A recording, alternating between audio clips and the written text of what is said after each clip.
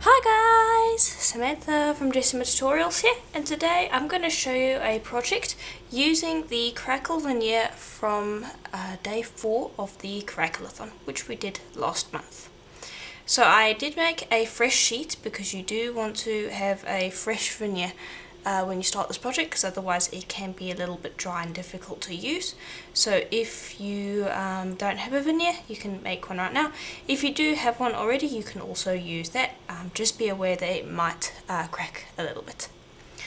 So you can visit the video from day 4 of the cracklathon. That will be in the description below in the video's description, and you can check out that tutorial. In the meantime though, we're going to use a few other techniques to go along with it. So I've got a bit of white Prima polymer clay here, and we only need a little bit. And all I'm going to do is I'm just going to roll that out on my pasta machine into kind of a sheet. It doesn't need to be neat or pretty or anything like that. You just want to roll it out as thin as you can. It doesn't matter if it has ripples or anything. Okay, then take the same alcohol ink that you used in your crackle veneer. In my case it is these two. It is Passion Purple and Sapphire Blue in the Pinata ink range. And I'm going to take some of the purple, and I'm going to probably add 3 drops. And I'm going to add 3 drops of the blue. Now you can use polymer clay that has already been coloured, but the thing is I want it to match with my crackle veneer, so I am using the alcohol ink so that it matches perfectly. It will be a little bit lighter than the veneer, but it will still match perfectly, rather than having to go and rummage through a bunch of different colours to see if I have any that match, or possibly even have to mix up some new ones. So this is an easy way to get your clay to match with another veneer that you've made, because we're making little polka dots. And I'm just removing any excess ink that's wet. You can use a wet wipe to just gently do that. Okay, now let that dry, and then I will show you what to do next. Okay, so it's dried. Now all you're going to do, I find the easiest way to do this is to just fold it over and make sure that there's no air bubbles when you're doing this, and just roll it up like so, and then I'm just going to roll it up again and repeat with this one. And I'm just going to flatten that and put that through the pasta machine, and just continue folding it and rolling through the pasta machine until you have an even colour, and this will colour your clay, as you can see. Okay, and here is what you should have at the end of it. So if I bring over that other veneer quickly, you can see the colour is very slightly different because of the white that's been added, but it does match. So if we put it in the same pendant that we're going to make, it will match nicely and it won't conflict. So then you want to take another piece of clay, nice white piece like so, and you want to roll it out on the same setting as your crackle veneer has been rolled out. It doesn't matter what thickness it is. My one is about 1 millimeter thick at the moment, and that's what I'm going to roll it out on. But it really does not matter if it's 2 millimeters thick, 1 millimeter thick, or even thinner than that. Just make sure that it is on the same thickness setting as your other crackle veneer. There we are. Then just trim up any area that you're not happy with.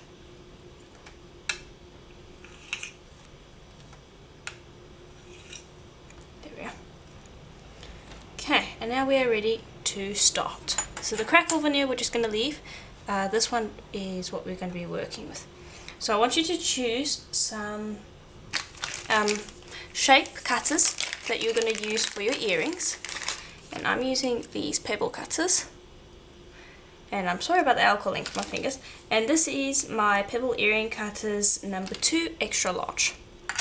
And all I'm going to do is I'm just going to make a mark there, and this is just going to help me so that I don't spend a whole bunch of time worrying about putting polka dots on areas of clay which I don't really need to worry about. So then what you're going to do is you're going to take this and just break off a really teeny tiny piece. The smaller the better. No, that's actually too big. I want that about half that size. If you're having trouble, you can always just cut it in half. And then just spot them around as you would like. And do that with the purple and put it all over. Same with this one, and then when we're done, I'll show you what to do. Okay, and here is how it should look when you're done. So you can make those polka dots as large, as small, as spread out, or as close together as you want. It's completely up to you. But after you've done that, take a piece of plain printing paper. It needs to be clean. And you want to go and burnish those spots down. Like so.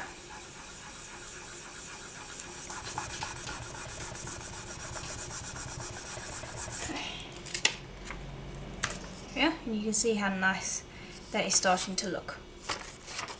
Okay, and now because we coloured this clay with alcohol ink, you need to work with it a little fast, and you don't want it sitting on top of areas of clay that you don't want it sitting on top of, because the alcohol ink can leach into the other clay. So if I was to put some purple down over there and lift it up again, you would find that there's a little bit of a stain. So that's something that you just want to keep in mind when you're putting these polka dots down, because you do want it to look nice and clean. So don't put a polka dot down where you don't want it to be and leave it there, because you won't be able to move it later with much success. Okay, so that's burnished it down nicely. So now what we're going to do is I'm just going to burnish down these sides a little bit more. There we are. Okay. Then I want you to take your blade and just trim away white that you're not going to need, and just get that out of the way, because there's no point in keeping it around. You can use that later in some other project. Okay. And then I also want you to separate these two earrings.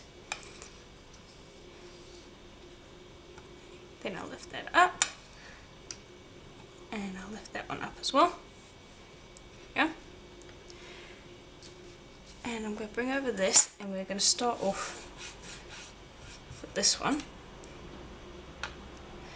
I just want a rough idea of where I need to cut. So choose an area that you like. So I like there, and I'm also going to like that spot there. So. And then you cut around the cutter. You don't cut with the cutter yet. Okay, then choose another spot. You want a spot where you're going to get some blue and some purple. Actually, I should cut with the other one.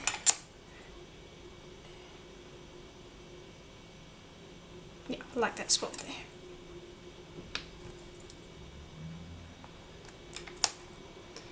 Okay, now we're ready to begin. So I'd recommend using a ripple blade for this next step, because it will keep it nice and neat. So I'm going to grab this and I'm going to cut it halfway down, and I'm just going to give a little bit of a curve, like so. And I'm going to do the same for this one. Yeah.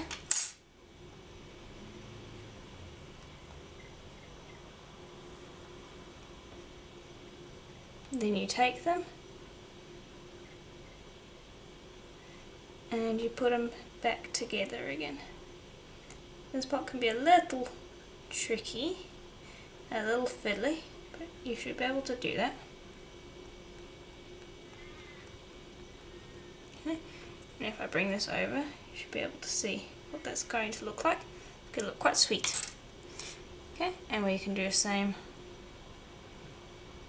on this side. And so we're going to end up with 2 earring pairs after this.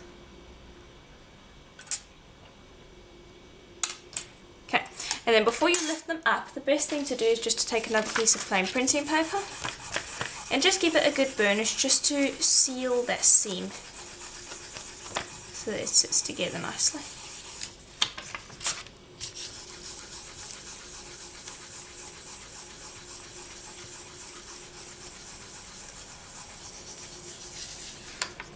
There we go. And I'll burnish some more in a little while, but I do want to just pick those up and out of the way for the moment.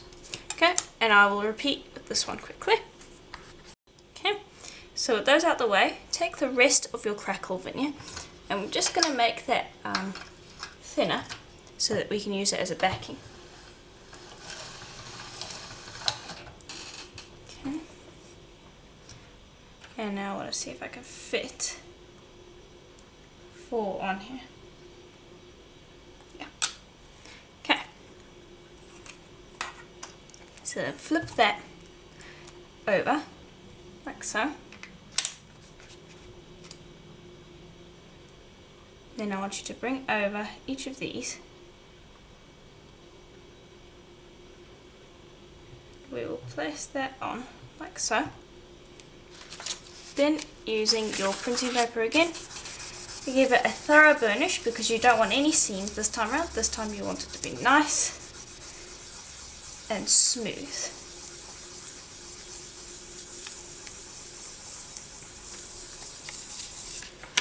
Okay.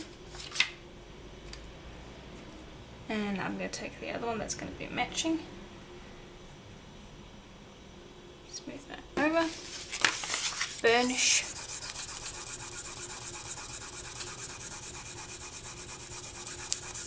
And the burnishing is going to be smoothing out seams, but it will also be attaching it to the back nicely, and it will also be stickier on the tile so that when we are cutting out our pieces, we don't end up with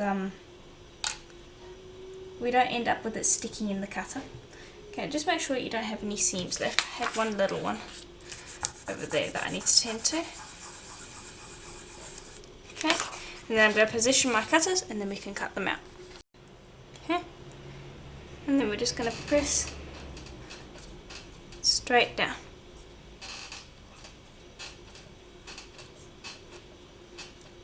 And just make sure that you've got a nice clean cut. And then lift straight up. And then I want to see if I can peel this off the back so that we can use that part still. There we are.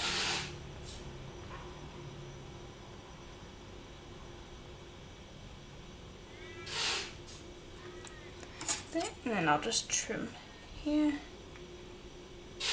and here and lift that up, and we'll use that for the other 2 earrings.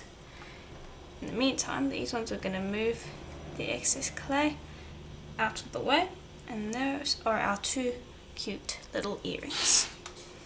Okay, and then you can put them into the oven as they are, or you can attempt lifting them off the tile like so. And that's best done with one quick, sharp movement. Okay, and now you'll see on the crackle side, you will see along the sides, you'll have a very slight seam from the cutters. Well, not a seam, just a little bit of clay that is left over. You can fix that by just running your finger around it, and that will get removed. Like so. Repeat with the other one, and then repeat the process with our other veneers, so that you have 2 pairs of earrings. And then I'm going to put them in the oven together on a piece of plain printing paper like so, and this is just what the backs look like, so it's got a nice back. And they're just going to sit in the oven together like that, and they will bake for a full hour at Primo's recommended temperature. Okay, and here they are out of the oven and ready to go. So now the next step is optional, you don't have to do it. If the sides on your piece are okay with you and fairly smooth with no ridges, then you can leave them the way they are.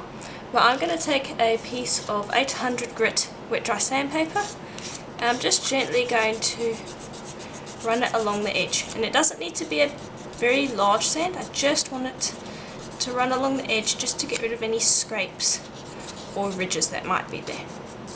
And now I'd advise sanding underwater. I'm doing it here because I need to show you on camera. But just give it a very quick sand and that should do. Okay, then when you've done that, you can leave it the way it is, or you can bring over some silver alcohol ink. It's a mixative. Give it a good shake, drop a bit onto your work surface, and then just dab a little bit on your finger. You don't need a lot, just a bit, and then gently run it over the surface of your piece, only along the side. And I use my finger because I find that it's the best way to apply it without getting too much on the front. You can use a brush if you want, but you might get a bit on the front. If you do though, it's not a big disaster. I'll show you how to clean that up in just a moment. There we go. Very easy. And now I would not use paint if I were you, because I find that paint peels and you need to seal it really well, whereas this you don't have to do it so much. Now if you get some on the back, just wipe away from the bead with a wet wipe. It's important to wipe away. You don't want to be wiping in towards the center of the piece, because then you drag the alcohol ink with you. Okay, and there we go. So you can see the difference between those two is very slight, but it adds a little bit of colour, a little bit of bling, and it's a nice way to finish the edge. But if you don't want to do that, you don't have to. Okay, and here they are with that all finished up. Okay, so now what you want to do is you want to heat set this, because that's what's going to get the alcohol ink to stay. We're going to still seal it with a little bit of Renaissance wax later on, but you do want to heat seal it. So just make sure that you've cleaned up everything and that there's no bits or pieces that need to be cleared up, because we don't need to sand the front or anything like that, so it won't get cleared up later on. And then if you're happy with it, pop it in the oven for like 10 to 15 minutes at pretty recommended temperature, and that should seal up the alcohol ink. Okay, and then when they're cool, grab a resin mat like this one. And the reason I'm using a silicone resin mat is because you can just take the resin right out, like so. You can see there's some resin here, and it just slips out nicely. So it's a great surface to work on when you're using resin. And I'm just going to take my earrings. And I'm going to be using Lisa Pavelka's Magic Gloss. You can get that from Tiny Pandora. I'll leave a link to that in the description below. And I'm just going to open that up. There we go. And then all I'm going to do is I'm going to grab it. And if you don't like Magic Gloss, Teresa Pandora's Deep Shine will work as well. It just doesn't give as nice a dome as the Magic Gloss, and that's why I'm using the Magic Gloss. But if you guys have trouble with the Magic Gloss, feel free to use the Deep Shine from Teresa's shop as well. And you can see I've put a little bit on. I've not put on as much as I think I'm going to need, because I like to spread it out first and get it to a place where the resin's probably not going to spill off the edges. If you just dump a whole bunch of resin on, a lot of the time it will just slip to one side and will fall off, and then you've got a real mess on your hands. So add a little bit, scrape it around so that it's touching all the edges, and then you can add some more if need be. Okay. And I'm going to add a bit more, and always add from the middle. You don't want to be adding around the edges. And then you can always scrape that along and help it to the edges where you want it. Okay, and that is one done. I will do the same with the rest. Okay, and then once you're finished applying the resin to them, you'll put them into a UV lamp for about half an hour. I like to leave it for half an hour so that they're solid. but if you don't want to leave them in that long, you should probably leave them in around 15 minutes, but then realise that you're going to have to leave them for about an hour for them to finish curing, because they'll be a little soft after that. So I like to leave them in for half an hour so they're rock solid. Now these have already been in, so now we're ready to move on to the next step, which is going to be to seal the sides. Just want to show you how nice and shiny those are. Okay, now we want to fix up the back and the edges just by giving it a very light seal with some Renaissance wax, and you can use any varnish you want. So I'm just going to take a little bit of that wax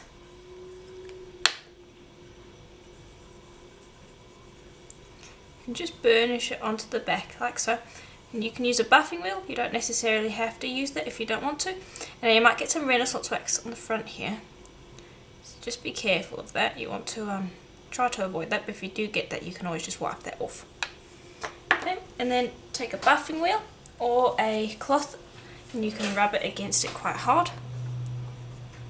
I'm using a Dremel 3000 just for reference.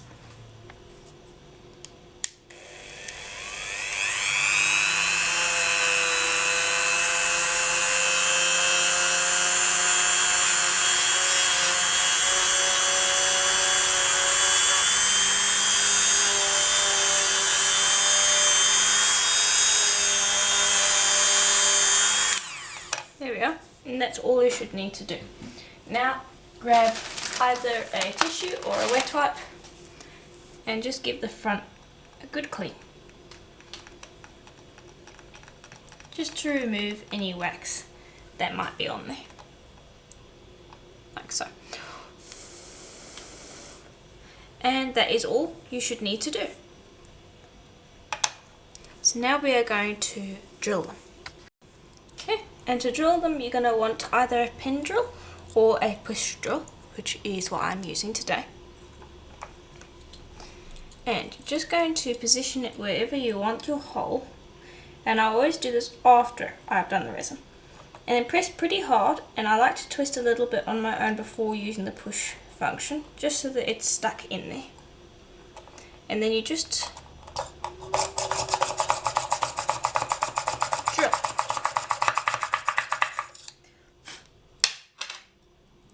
And it comes through straight away. Very easy, doesn't take a lot of time, and it will drill straight through that resin. Okay, and then I will repeat with the others. Okay, and so now that that is done, we are going to move on to finishing up our earrings. So I've chosen some beads that are going to go with them, and I'm just going to pop them off the side for the moment. And I'm going to bring out some jump rings, because we want to attach those to our pieces. Just loop them through like so.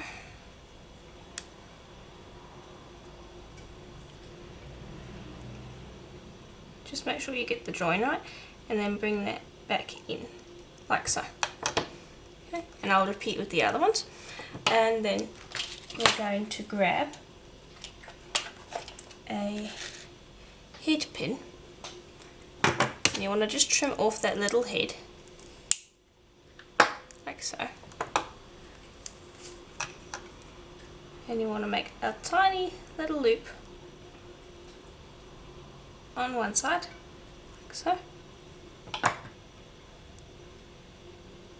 Then string whatever pieces you have on. Then bend that over.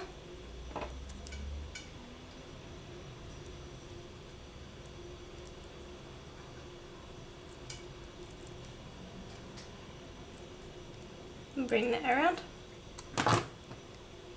Then get in there nice and close with your pliers and trim.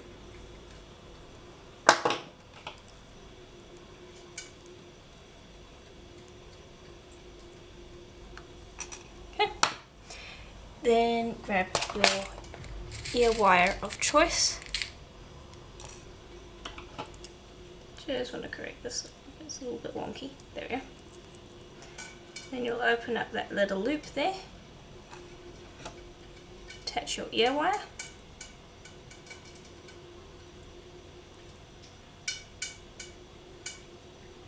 okay, and I just want to make sure that's going to be sitting right here. Then open this little end,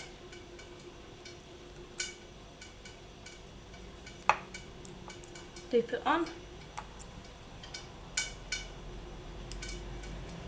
and it's a little fiddly because I've made it quite small. So I might have to bring these, see if they can get a grip there. And just close that up. And there is our first earring. And I'm going to repeat that process for all 4. Okay, and here is how they look now that they're done. So you can mess around with the veneers as you want, as you can see here.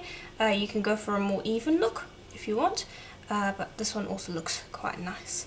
And also another thing that I just want to point out that I haven't pointed out yet is if you do happen to colour your clay with the liquid clay, with the alcohol ink like we did over here, you're going to find that the dots are a lot more blurry than they would be if you just use normal already coloured clay. So that might be something you want or something you don't want. I thought it looks quite nice on this, but if you don't want that, you would want to use already pre-coloured polymer clay and not colour it with alcohol ink. And also remember, you can use any colour you want, any alcohol inks that you use for the crackle, you would want to use for the dots unless you can use already pre-coloured clay. And you can use any beads you want up here. These are just little crystal beads that I got from Fire Mountain Gems, so you can look over there if you want some of those. And basically that's it. So let me know in the comments below what you thought of the project. And also if you have any questions, let me know as well, and I will try to answer them as quickly as possible. The easiest way to get your questions answered is to join my group, Jessama Tutorials Polymer Clay Community on Facebook. It's a group and I try to answer all the questions on there. Just remember to tag me in the post and I'll be able to get to that pretty quickly. So check that out if you want, and as always, I'll see you in the next tutorial. Bye for now.